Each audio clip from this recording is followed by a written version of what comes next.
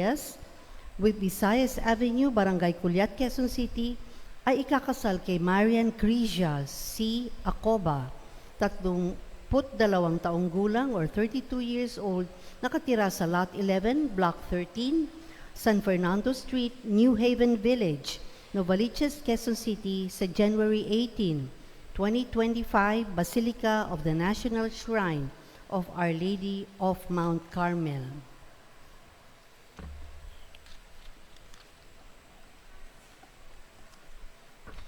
Magsiluhod po ang lahat para sa Oratio Imperata para sa kapayapaan. Sa ngalan ng Ama, ng Anak, at ng Espiritu Santo. Amen. Diyos na Ama, aming Ama sa langit, Panginoon ng kapayapaan at katarungan, mapagkumbabang lumalapit kami sa iyo sa panahong ito ng tumitinding tensyon sa politika sa aming bahagi ng mundo. Sa nakalipas na mga taon, pinanatili mo ang aming pananampalataya sa iyo bilang isang bayan. Ang pananalig namin sa iyong kagandahang loob ang siyang nagligtas sa amin sa napakaraming kalamidad na dulot ng kalikasan, gayon din na mga dahil sa kagagawan ng tao na dumagok sa aming kasaysayan. Iligtas mo po kami mula sa lagim ng digmaan. Dinggin mo ang aming pagsusumamo. Kahabagan mo po kami, Panginoon.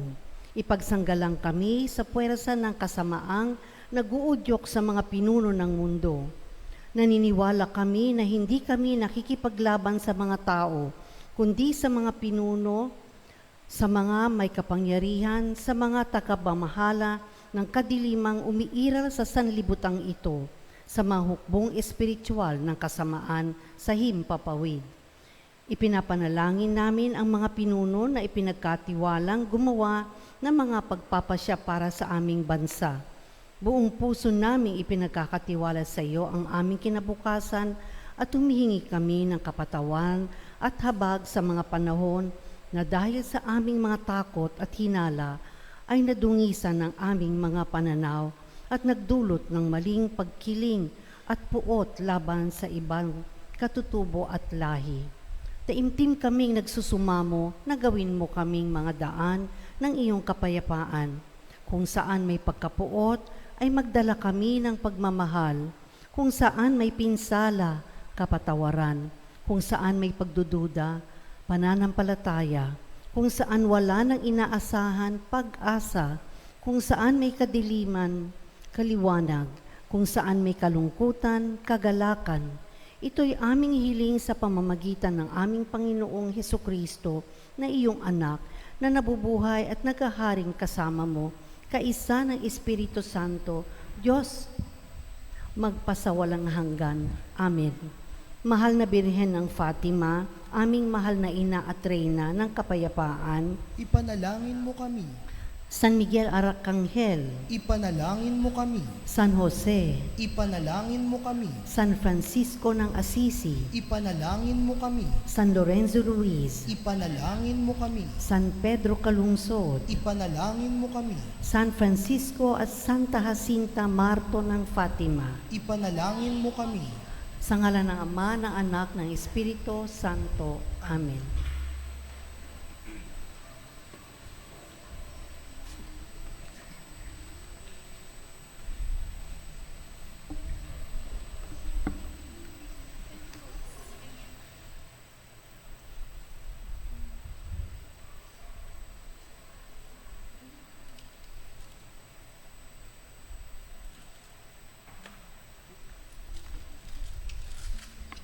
Magandang gabi po, ay magandang hapon po sa inyong lahat. Ngayon no, ika-32 linggo sa karaniwang panahon. At ang tema ng ating misa ay ang kasikatan ng mga aba.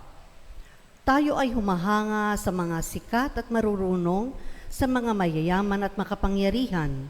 Ngunit hindi natin pinapansin ang mga hamak at aba. Ang mga maliliit sa ating lipunan ay ating talagang minamaliit. Subalit iba ang pamantayan ng Diyos.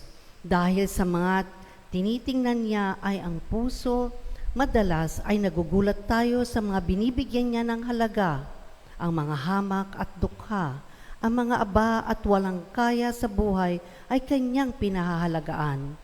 Ang mga ito para sa kanya ay ang siyang pinaghaharian ng Diyos.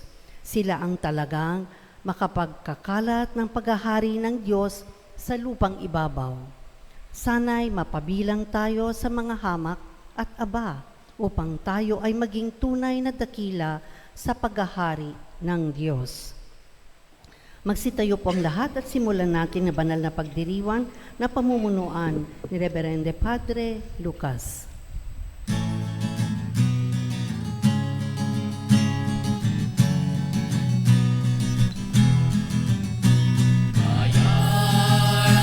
Espirabang, O Jesus ko, naniniwala ako na ikaw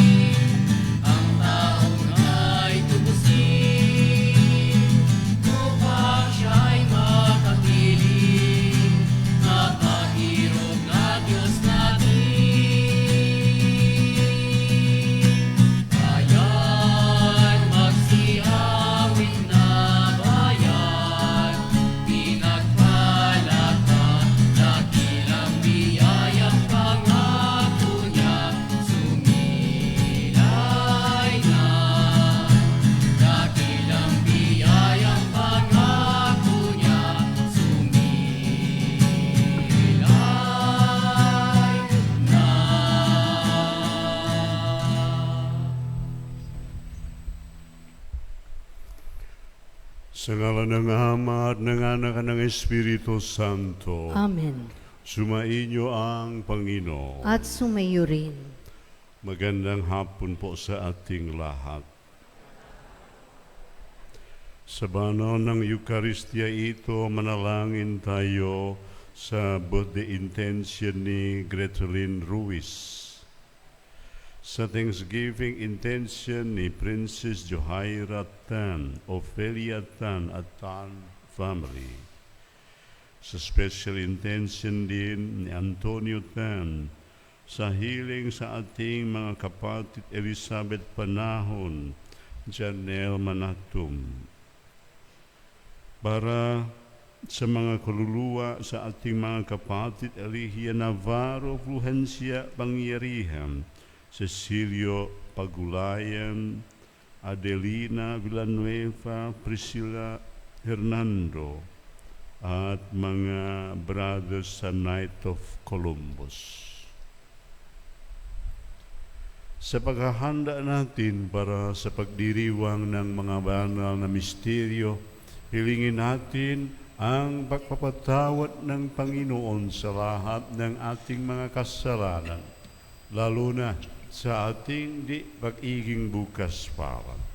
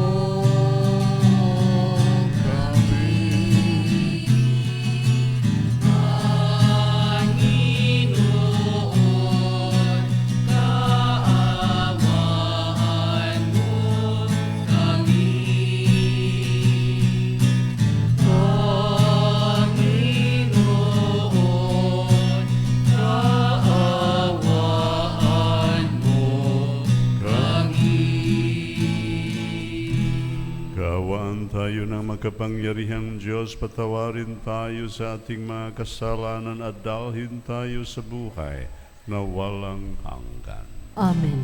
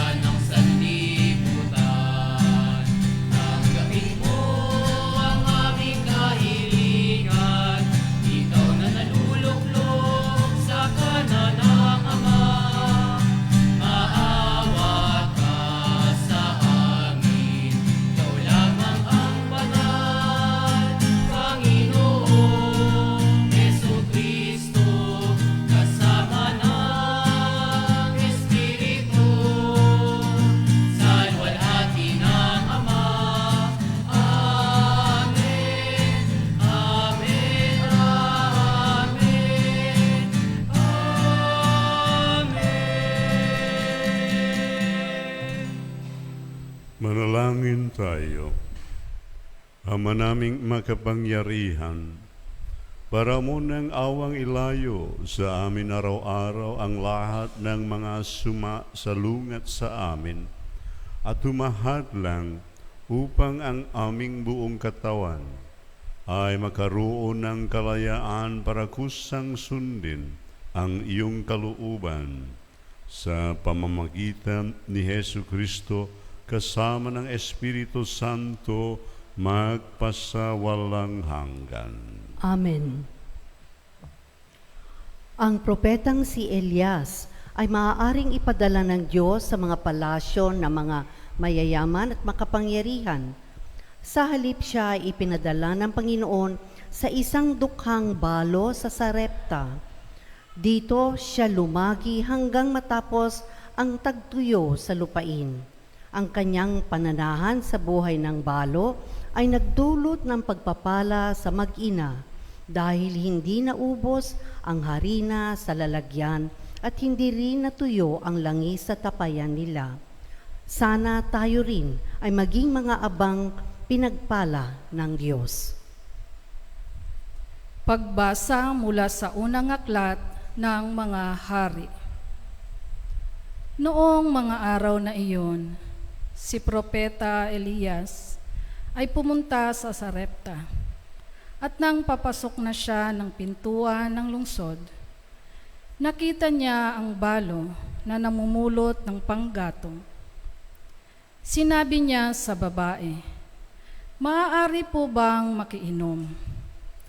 Aalis na ang babae upang ikuha siya ng tubig nang pahabol niyang sabihin, "Kung maaari, bigyan mo na rin ako ng konting pagkain."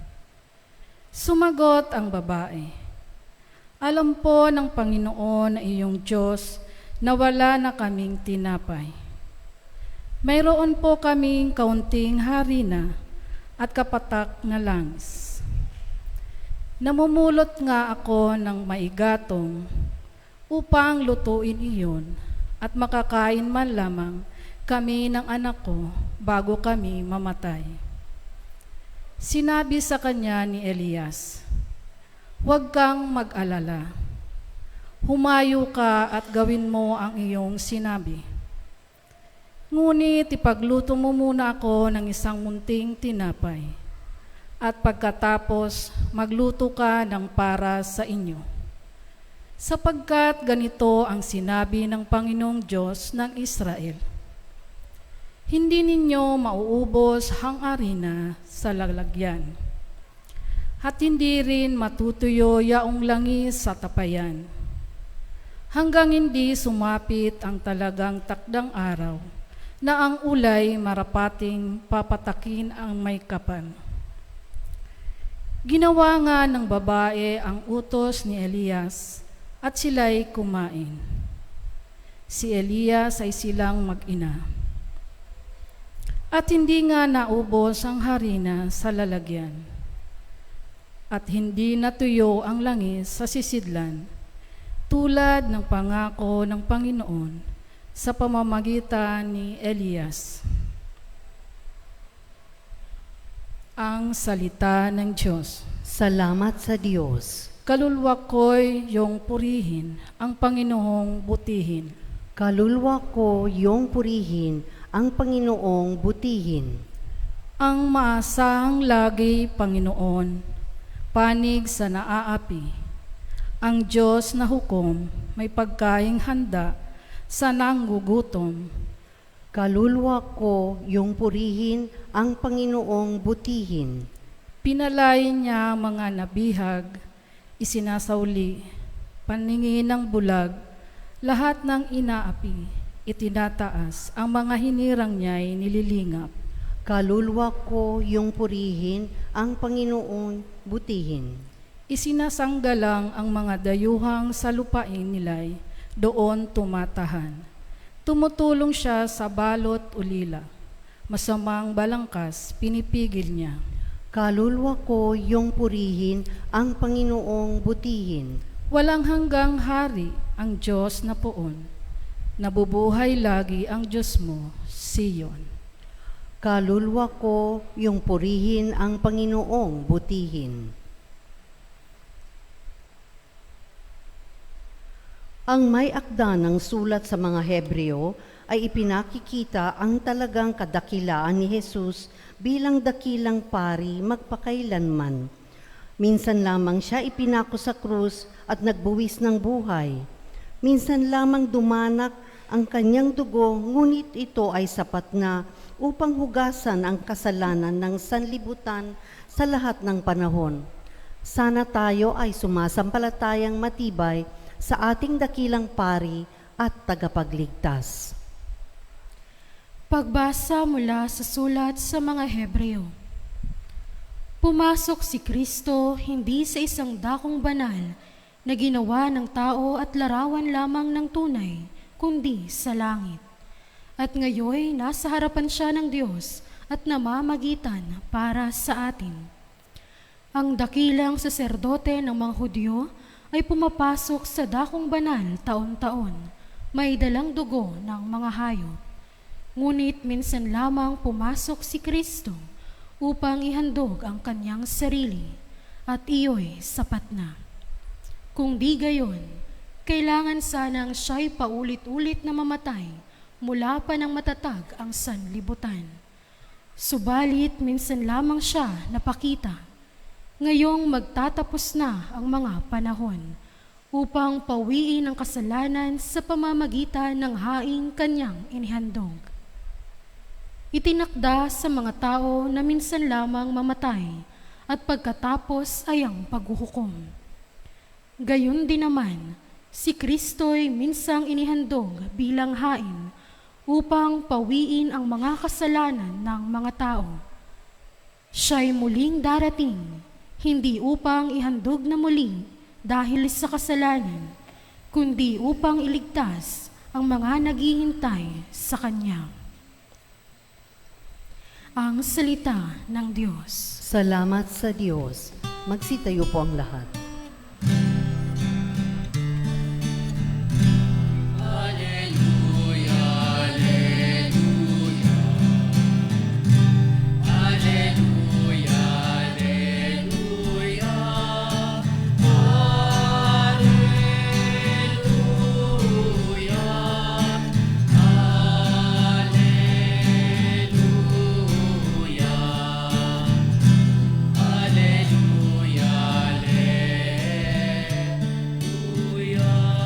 Mapalad ang mga dukha na tanging Diyos na lumikha, ang pag-asa at adhika.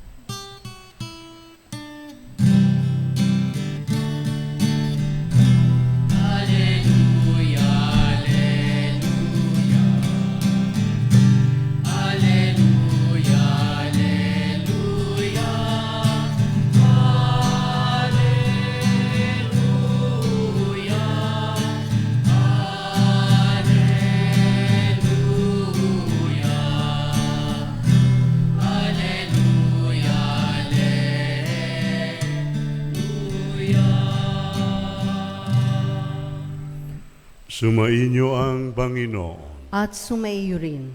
Ang mabuting balita ng Panginoon ayon kay San Marcos. Papuri sa iyo, Panginoon. Noong panahon iyon, sinabi ni Jesus sa kanyang pagtuturo, mag-ingat kayo sa mga eskriba na mahilig, maglalakad ng may mahabang kasuutan, at natutuwang pagpugayan sa mga liwasan.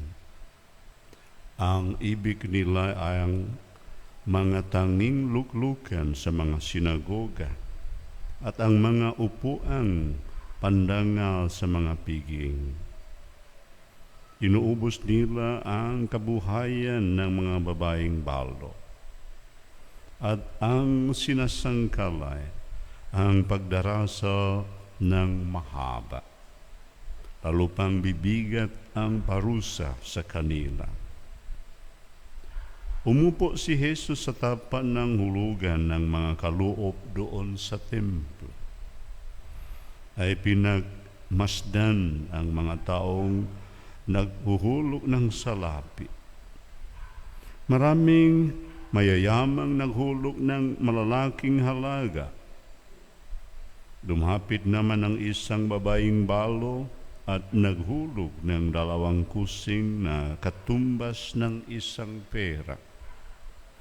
Tinawag ni Jesus ang kanyang mga alagad at kanyang sinabi, "Sinasabi ko sa inyo, ang dukang balong iyon ay naghulog ng higit sa kanilang lahat, sapagkat ang iba'y nakaluop ng bahagi lamang ng hindi na nila kailangan. Ngunit ibinigay ng balong ito na duka-duka ang buo niyang ikabubuhay." Ang mabuting balita ng Panginoon. Pinupuri ka namin, Panginoong Hesukristo.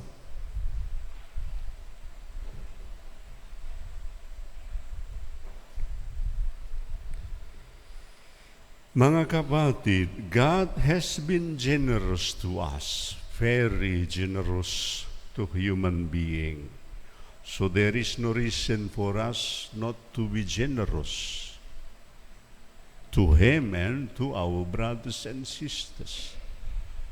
God has been very sincere to us. In fact, He gave Himself, di ba? Nandito tayo sa harap sa malaking krus, beautiful krus. Sana hindi ito simbolo lang. Yeah. Pero nakita tayo ang sinseridad, ang generosidad sa ating Panginoong mismo, who gave Himself without limit. So there is no reason for us not to be generous. There is no reason for us not to be sincere. Mga kapatid, sa Ebanghelyo kanina, according to Jesus, the poor widow, yung naghalat sa 2 coin sa templo, ayon ni Jesus, sige more. What is 2 coin? 2 coin at a time for her representing almost the whole of her life, that day at least. 2 coin is the money, all that she has. Yeah. And this is not about the money, but we can look at this further. Jesus compared with the others who very often give surplus. Mga sobra lang, di ba? Kuminsan kung may mga kalamidad, parang madali tayo nagbigay sa mga sa totoo lang para sa throwing away, di ba? Ganun ang observation ni Jesus. Hindi lang ito tungkol sa pera, hindi lang ito tungkol sa salapi. Pero galing sa salapi, yung maging offering, makita tayo dito, ang representative sa ating sarili, sama sa ginawa sa isang balo. The woman is showing to us, the woman is trusting God who will take care of her. Everything she needs, she believes she will receive. The lady is showing to us about God's generosity. And she believed that God's generosity is boundless, unlimited, sabi ko kanina. God will not abandon her. By giving something, we can mirror about our trust to God. By offering something, we can mirror about our belief in God. Ganon, mga igsuon. The widow offered her whole self, her whole life, her whole being, showing the sacrifice without reservation. because she loved God. She loved her community. She loved her brothers and sisters. My dear brothers and sisters, let us ask ourselves, when was the last time we gave ourselves that way? Sama sa picture sa Ebanghelyo. When was the last time we gave ourselves, our precious possession that we have in life? As I said, salapi or even small thing that we have is not only salapi. Yeah. Even the small thing what we have can be matter for our salvation. Salapi related sa kaligtasan sa ating buhay. Sometimes we have to admit that we still lack of total surrender, total submission to God. Something sometimes keeps us holding us back from Jesus. Parang kulang ang ating pananampalataya, kulang ang ating pananalig. Kaya nga maging challenge talaga ang generosity, ang sincerity sa ating buhay.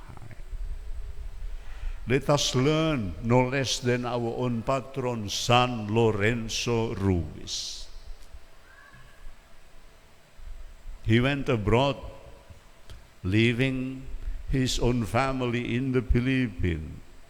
And as a lay person, he went to Japan to proclaim the Christianity, the Catholicism. Of course, he faced huge challenge at the cost of his own life. Pero hindi siya natakot. Walang takot sa kanya. Because of his belief, his faith in God. I just want to read his last sentence. When he was facing death. He was condemned to die in Nagasaki by the emperor at the time, Shogun Tokugawa. He mentioned, if I have 1,000 lives to offer, I will offer them all to God. So, anong naiwan para sa kanya? Wala na. But he wants to offer all to God. But God replaced with something, eternity. My brothers and sisters, let us be reminded, let us keep the spirit of sharing alive. In fact, we are here because of the generosity of our predecessors, di ba? Kung hindi sila generous, wala tayong simbahan dito. Saan tayo magsimba? Di ba? And we have to be proud of this. We have been existing in this world for 2,000 years. And we are proud bilang mga Kristiyanos, mga Katoliko lalo na, tungkol sa spirit of sharing, spirit of generosity, spirit of sincerity. Let us do not stop here. Let us continue giving to God and to others. We might not have money, but we have something else. May talento, galing kumanta, maging volunteer sa pag-alaga, sa maging lector at iba pa. So marami. Let us keep doing this, keep the spirit of sharing, the spirit of giving with generosity, with sincerity, because God doesn't stop giving Himself. In fact, we are here in the face of the altar. God always gives to us. what will we give to Him and to others. Amen. Magsitayo po ang lahat.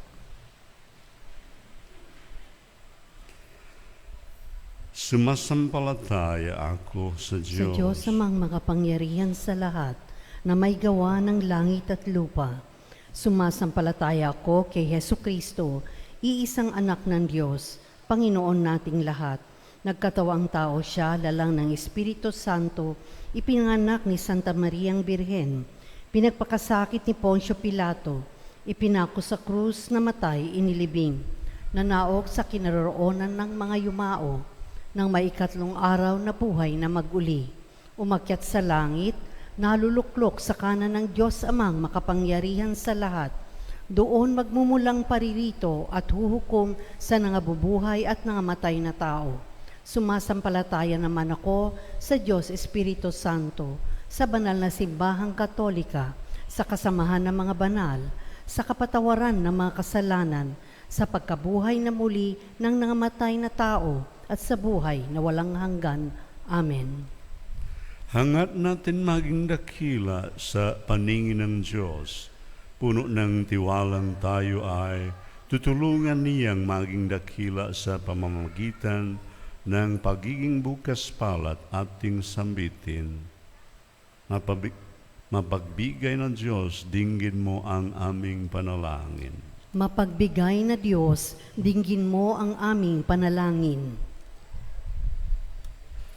Para sa mga namumuno sa simbahan, upang manguna sila sa pagpapahalaga sa mga dukha at abas sa ating pamayanan, manalangin tayo sa Panginoon. Mapagbigay na Diyos, dinggin mo ang aming panalangin. Para sa lahat ng mga pari at mga namanata sa Diyos, naway matuto silang magbigay ng lahat ng siyang nilalaman ng kanilang mga sinumpaan. Manalangin tayo sa Panginoon. Mapagbigay na Diyos, dinggin mo ang aming panalangin. Para sa mga namumuno sa ating bansa, upang gawin nila ang lahat ng kanilang makakaya para maiangat ang kalagayan ng mga naghihirap at nagigipit sa ating lipunan, manalangin tayo sa Panginoon. Mapagbigay na Diyos, dinggin mo ang aming panalangin. Para sa mga taong may kaya sa buhay, ngunit nagbubulag-bulagan sa pangangailangan ng kanilang mga kapatid na naghihikahos upang mabuksan ang kanilang mga puso at ang kanilang mga lukbutan, manalangin tayo sa Panginoon. Mapagbigay na Diyos, dinggin mo ang aming panalangin. Para sa ating lahat na nagkakatipon sa lingguhang Eukaristiya, upang lumago tayo araw-araw sa pagpapahalaga sa mga maliliit at hinahamak sa ating paligid at magsumikap na sila'y may angat. Manalangin tayo sa Panginoon. Mapagbigay na Diyos, dinggin mo ang aming panalangin. Para sa mga magulang na nagluluksa sa pagkamatay ng kanilang anak, naway makatagpo sila ng suporta mula sa kanilang pamayanan at makatanggap ng kapayapaan at katiwasayan mula sa Espiritu Santo. Mapagbigay Manalangin na tayo. Diyos, mapagbigay na Diyos, dinggin mo ang aming panalangin. Tahimik nating ipanalangin ang ating mga pansariling kahilingan at ang lahat ng kahilingan para sa banal na misang ito.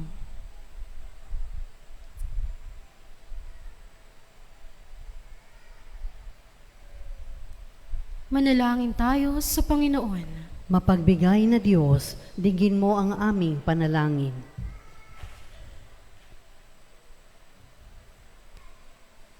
Ama naming mapagbigay, isugo mo sa amin ang iyong banal na Espiritu upang mapuspos kami ng linaw ng mata para makita ang kahirapan, pinagdaraanan ng aming mga kapatid. Pugkawin mo ang aming mga puso at nang matugunan namin sa abot ng aming makakaya ang kanilang pangangailangan. Hinihiling namin ito sa pamamagitan ng anak mong talagang nakmahal sa mga maliliit, si Hesu Kristo ang aming Panginoon. Amen.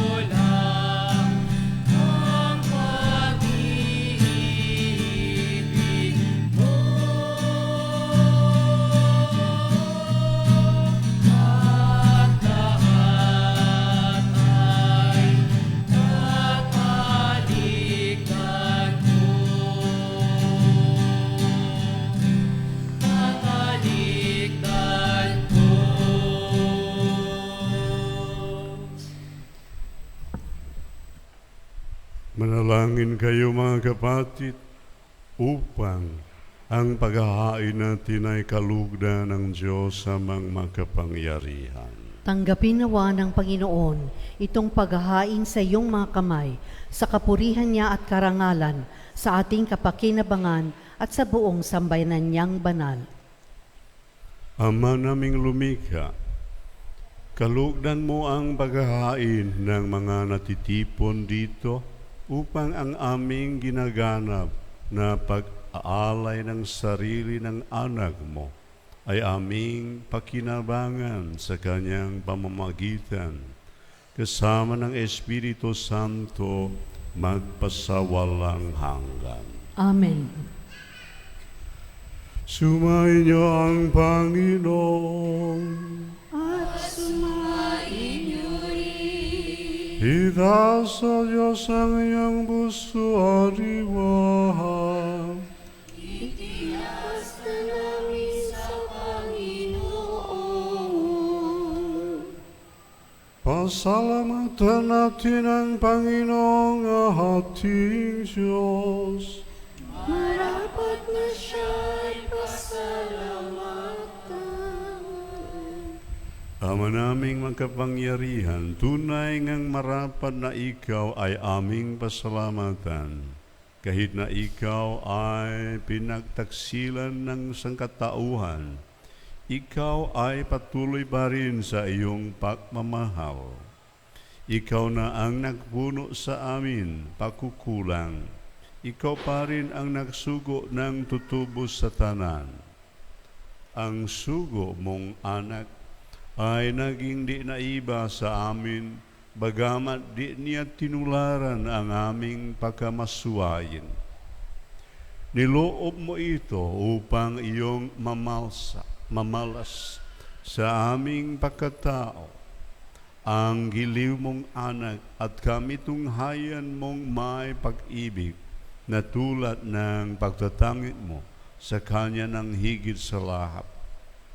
Ang katapatan niya sa iyong walang maliwa ay nagpanumbalik na muli sa amin ng iyong kasiyahan, ng iyong pagtingin na aming iwinagsi noong ikaw ay aming suwayin. Kaya kaisa ng mga anghel na nagsisiawit ng papuri sa iyo, nang walang humpay sa kalangitan, kami nagbubunyi sa iyong kadakilaan.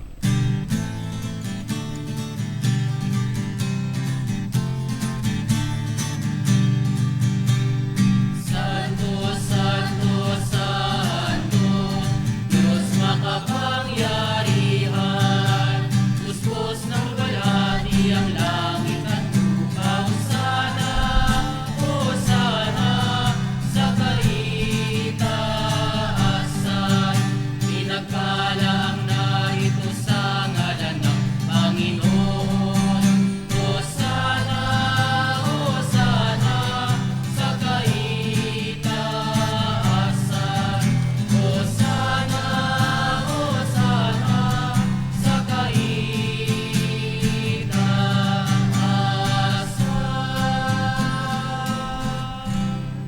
Ama naming banal, ikaw ang bukal ng tanang kabanalan, kaya't sa pamamagitan ng iyong Espiritu, gawin mong banal ang kaloob na ito upang para sa amin maging katawan at dugo ng aming Panginoong Hesu Kristo.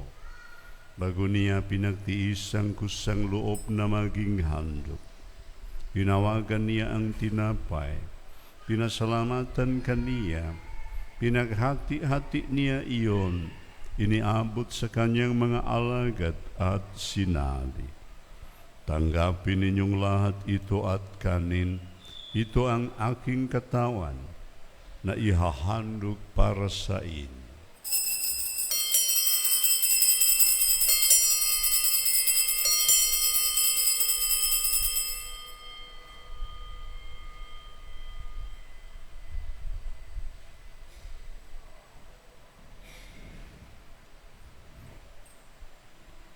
Gayon din naman, noong matapos ang hapunan, hinawagan niya ang kalis, Muli kaniyang pinasalamatan.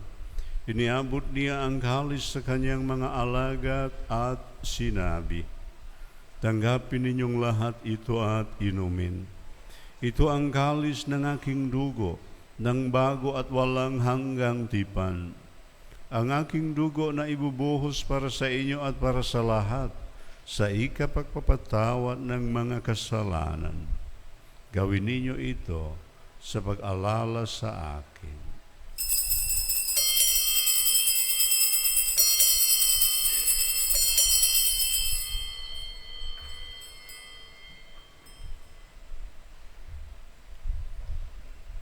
Ipagpunyi natin ang misteryo ng pananampalataya.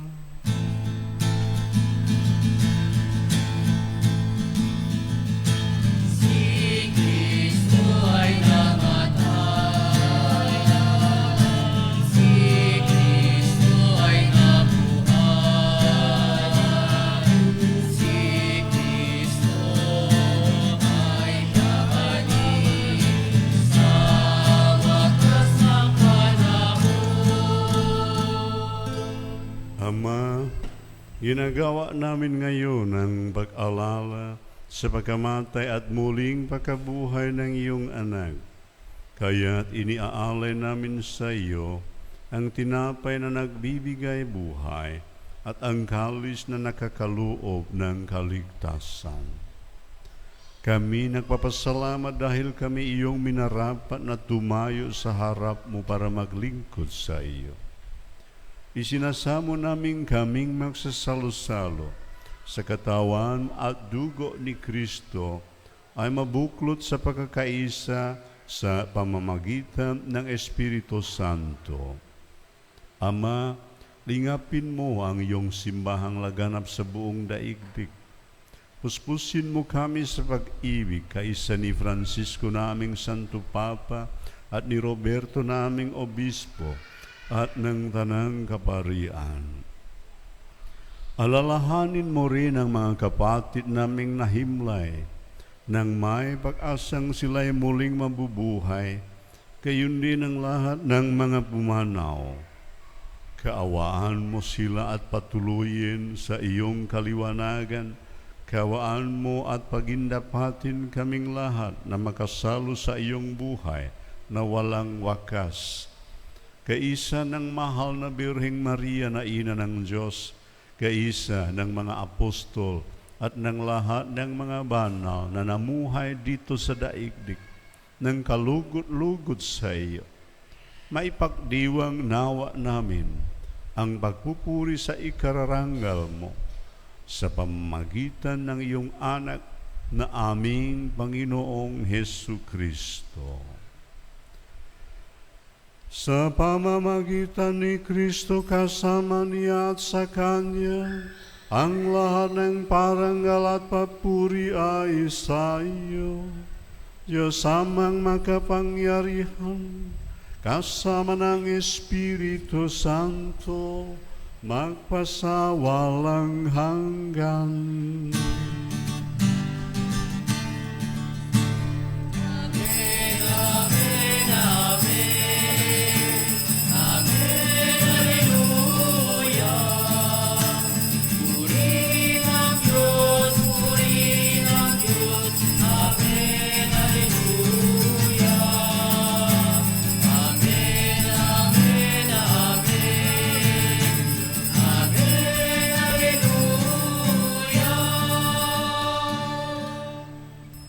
Sa tagubiling ng mga nakagagaling na utos at turo ni Jesus na Panginoon natin at Diyos, ipahayag natin ang lakas loob.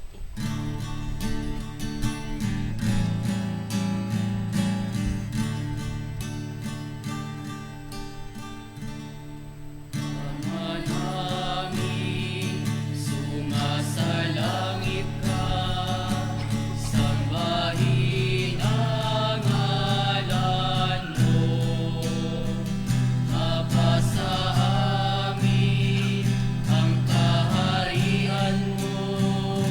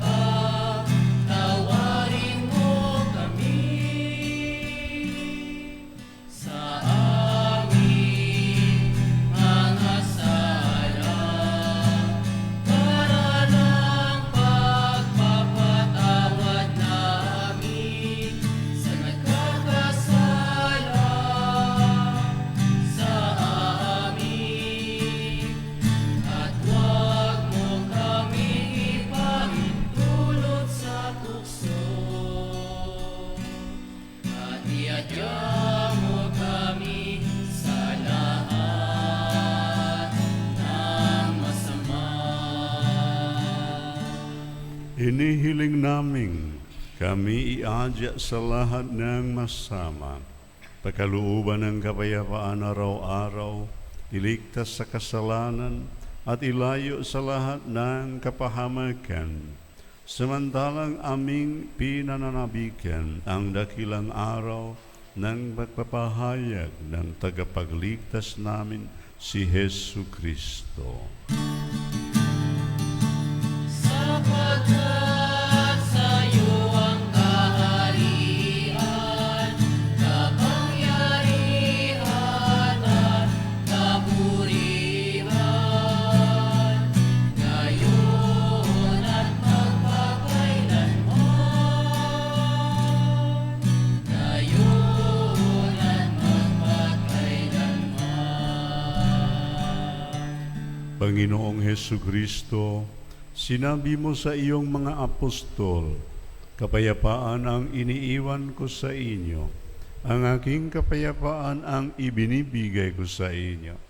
Tunghayan mo ang aming pananampalataya at huwag ang aming pagkakasala. Pakalooban mo kami ng kapayapaan at pagkakaisa ayon sa iyong kalooban, kasama ng Espiritu Santo magpasawalang hanggan. Amen. Ang kapayapaan ng Panginoon ay laging sumainyo. At sumayo rin. Magbigayan kayo ng kapayapaan sa isa't isa.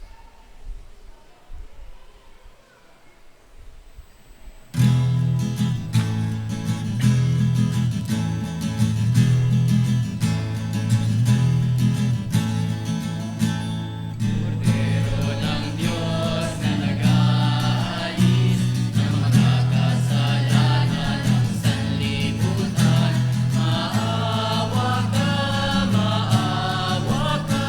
sa amin. Kordero ng Diyos na nag-aalis ng mga kasalanan ng sanlibutan, maawa ka sa amin.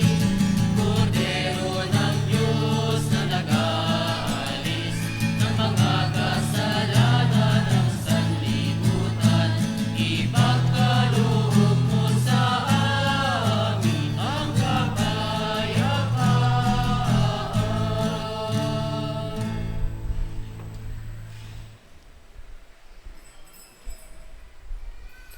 Ito ang kordero ng Diyos. Ito ang nag-aalis ng kasalanan ng sanlibutan. Mapalad ang mga inaanyayahan sa kanyang piging. Panginoon, hindi ako karapat-dapat na magpatuloy sa iyo, ngunit sa isang salita mo lamang ay gagaling na ako.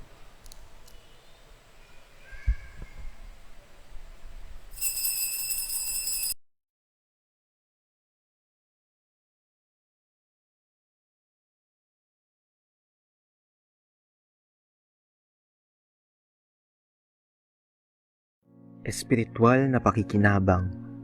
O Jesus ko, naniniwala ako na ikaw ay tunay na naririyan sa banal na sakramento. Minamahal kita ng higit sa lahat at ninanais ko na ikaw ay tanggapin sa aking kaluluwa.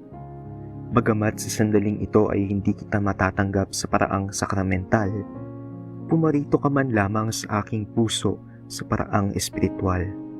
Tinatanggap kita na ikaw na naririto at buong puso akong nakikipag-isa sa iyo. Huwag mong pahintulutang ako'y mapahiwalay sa iyo. Amen.